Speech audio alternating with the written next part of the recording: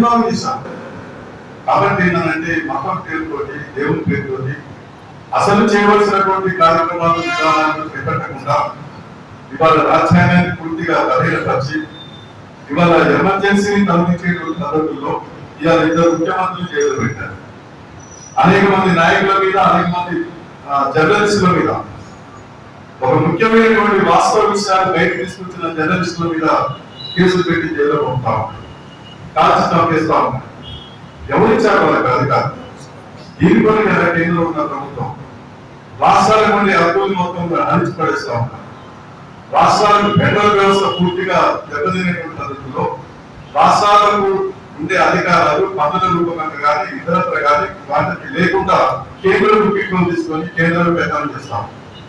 గవర్నర్లను ఉపయోగించి, నిఘా సంస్థలను ఉపయోగించి ఎన్ని రకాల ఇబ్బందులు పెట్టుకుని మనం చూస్తాం. కాబట్టి ఇప్పుడు ఉన్నటువంటి పరిస్థితి చూస్తే చాలా ఆందోళనకరంగా. ఇప్పుడు జరగబోయేటువంటి పార్లమెంట్ ఎన్నికల్లో పొరపాటుగా బీజేపీ, మోడీ వాళ్ళు ఒకసారి అధికారంలోకి వస్తే మనం ఈ మాత్రం కూడా సమావేశం చేసుకునే పరిస్థితి ఉంటుంది. ప్రజాస్వామ్యం అనేది ఏమి ఉండదు. రాజ్యాంగాన్ని ఖచ్చితంగా వాళ్ళు కలిపేసి చెప్తా ఉన్నారు. రాజ్యాంగాన్ని మొత్తం మార్చేస్తాం. వాళ్ళ ఆర్ఎస్ఎస్ అసలు ఎజెండాని పూర్తిగా అమలు చేసేటువంటి పరిస్థితి ఉంటుంది. తప్పిపోతారు. ఇప్పటి వరకు ఇన్ని రకాల దోపిడీ చేసి కొల్లగొట్టి వాళ్ళ చేతుల్లో పెట్టారు. ఇదే కాదు, మొత్తం దేశాన్ని కూడా అమ్మేస్తారు. ఒక బ్రిటిష్ పాలన లాగా ఇవాళ పరిపాలన చేయకూడదు పరిస్థితి మనం చూస్తున్నాం. కాబట్టి ఏ పరిస్థితుల్లో కూడా బీజేపీ, మోడీ మూడోసారి అధికారంలో కాకుండా అడ్డుకోవాలంటే దీంట్లో ప్రతి ఒక్కరు 140 కోట్ల మంది పౌరుల బాధ్యత. భారతదేశం అనేది 140 కోట్ల మంది ప్రజల యొక్క ఉమ్మడి కుటుంబం ఇది. కానీ ఎంతమంది చెప్తుంది, ఎంతమంది అర్థం చేసుకుంటా ఉన్నారు? తెలిసిన వాళ్ళు కొంతమంది ప్రేక్షక పాత్రలు చూపిస్తా ఉన్నారు, తెలియని వాళ్ళు అమాయకంగా మోసపోతా ఉన్నారు.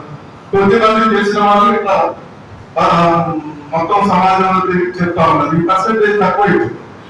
వాస్తవాలు చెప్పే వాళ్ళ పర్సెంటేజ్ తక్కువైపోయింది.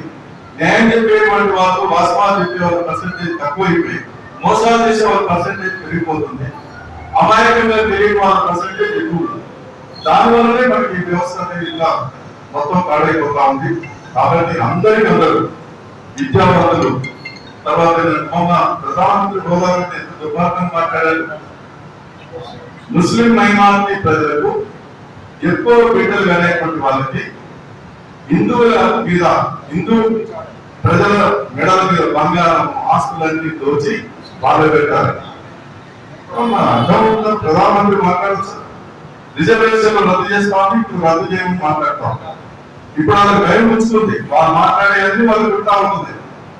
ఈ 3 దఫాలుగా జరిగిన ఎన్నికల్లో కూడా వాళ్ళకి అద్భుతమైన వాతావరణం లేదు. అది కనిపిస్తాం, దాని తీసుకు మాట్లాడతాం.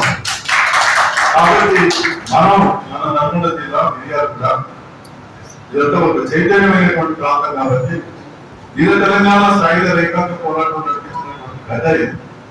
ఇటువంటి చరిత్ర ఉన్నటువంటి ప్రాంతంలో ఇలాంటి పరిస్థితులు దేశంలో, రాష్ట్రంలో ఎదురైతున్నప్పుడు అవకాశం రాజకీయాలు పార్టీలు గ్రహించే వాళ్ళు, ఇలా పోటీ చేసే వాళ్ళతో చూస్తే ఎలా ముందు చాలా ఉంది. 100,000 కోట్ల రూపాయలంతా కూడా ఇలా పోటీ చేస్తారు. సంతలో సర్దుకోకున్నట్టుగా ఓటుకుంటా ఉంటారు. ఇప్పుడు ప్రభాకర్ గారు ఇంత పేరున్నా మనం పోటీ చేసి రూపాయలు ఖర్చు పెట్టకపోతే మనకి వివాదం వస్తుందా? అంబేద్కర్ గారు గాంధీ గుర్తొచ్చి, సుందరయ్య గారు గుర్తు చేసినా కూడా వస్తుందా? అటువంటి పరిస్థితులు వచ్చినాయి. అంటే ఏంటి, విడిపోతుంది. మనమే నాశనం చేసుకుంటున్నాం. కాబట్టి ఏంటంటే ఇటువంటి పరిస్థితుల్లో ప్రతి ఒక్కరు కూడా వాస్తవ విషయాలు తెలుసుకొని ఇవాళ చైతన్యంగా ఏ పరిస్థితుల్లో కూడా బీజేపీకి, ఇలా బీజేపీకి కాకుండా ఎవరికైనా ఏంటి అంటున్నారు. రాజు గారు ఎంతమంది చెప్పాను, బీజేపీకి కాకుండా బీజేపీకి అనుకూలంగా ఉన్న వాళ్ళకు కూడా లేదు. బీజేపీ పార్టీకి కాదు, బీజేపీకి అనుకూలంగా ఉన్న పార్టీలకు అనుకూలంగా మాట్లాడే వాళ్ళకు కూడా ఉంటాయి. సెక్యులర్ పార్టీలు ఖచ్చితంగా సెక్యులర్ పార్టీలు మాత్రం చేయాలి. ఆ సెక్యులర్ పార్టీలు చాలా ప్రాంతీయ పార్టీలు ఉన్నాయి. అవకాశం వాళ్ళకి వ్యవహరిస్తుంది. భయపడో లేకపోతే ఏదైనా కానీ రేపు ఎన్నికలు అయిపోయిన తర్వాత మళ్ళీ పోటీ చేయండి, అది ప్రమాదమే కదా. బీజేపీ చేసినట్టే లేక వీటన్నిటిని దృష్టిలో పెట్టుకొని అనేక విషయాలు ఇక్కడ పెద్దలు చెప్తారు కాబట్టి ఇప్పుడున్న పరిస్థితుల్లో మనం ఎవరు కూడా ప్రేక్షక పాత్రగా ఉండొద్దు. ప్రతి ఒక్కరు, ప్రతి ఓటరు, ప్రతి మనిషి, ప్రతి పౌరుడు కూడా చైతన్యంగా ఆలోచించి ఈ పరిస్థితిని మన దేశం నుంచి లేకుండా చేయడం వరకు దేశ సమైక్యతను కాపాడుకోవాలి, మత సామరస్యాన్ని కాపాడుకోవాలి, రాజ్యాంగాన్ని కాపాడుకోవాలి, సంపదను కాపాడుకోవాలి. ఈ రకమైనటువంటి ఆలోచనతో ప్రతి ఒక్కరు కూడా వచ్చే ఎన్నికల్లో బీజేపీకి ఏ పరిస్థితుల్లో డిపాజిట్ రావద్దు, వాళ్ళకి అనుకూలంగా ఉండే వాళ్ళు రావద్దు, వాళ్ళకి అనుకూలంగా ఉండే వాళ్ళు కూడా రావద్దు. అప్పుడు మాత్రమే మన దేశంలో ఉంటుంది తప్ప మనమే కాదు. అందరికి అందరూ ఎవరి పాత్ర వాళ్ళు ఇక్కడ కూర్చున్న పెద్దలు మీరు కూడా మన వరకు మనం ఉందామని అని చెప్పేసి కాదు, మనం ఒక్కొక్కరా 100 మందికి 200 మందికి ఈ విషయాలు చెప్పాలి. చెప్పకుండా మన మెదడులో ఉండేది దాచిపెట్టుకోవడం కాదు. మనం పని చేస్తున్న దగ్గర, మనం ఉంటున్న దగ్గర, మనం ఎక్కడైతే పని చేసుకున్నామో, ఎక్కడైతే నివాసం ఉంటున్నామో అక్కడ ఖచ్చితంగా అందరూ ఈ విషయాలు తెలియజేయాలి.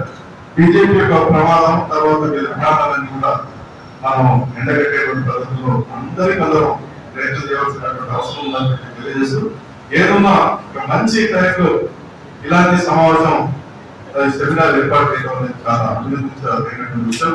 ఇంకా మన ప్రభాకర్ గారు లాంటి, రవిచంద్ర గారు లాంటి వాళ్ళు ఇంకా 100 మంది బయటకు వచ్చి ఈ సెమినార్లు సమావేశాలు జరుపుతున్నారు. 100 మంది రావాలి. ఇంకా వస్తేనే మనం దీన్ని ఎన్నిక కొట్టగలుగుతాం తప్పని రాదని చెప్పేసి నేను భావిస్తా ఉన్నా. ఈ అవకాశం కల్పించినటువంటి మిత్రులకు ప్రత్యేకంగా ధన్యవాదాలు తెలియజేస్తూ